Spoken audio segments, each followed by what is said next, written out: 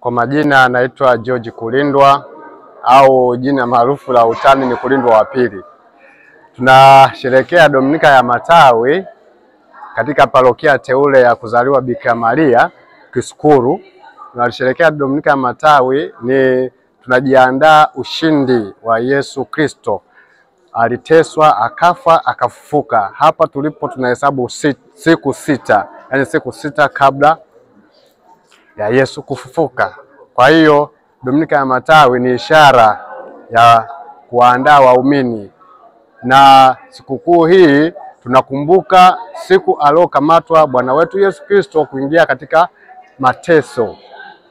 Tunaelekea sikukuu ya Matawi kwamba tukikumbuka wakati Yesu alipoingia Yerusalemu kwa shangwe na wakampokea kwa matawi. Haya matawi tunayoshika, matawi ya mitende, ndio walioshika katika kumshangilia Yesu wakati anaingia Yerusalemu.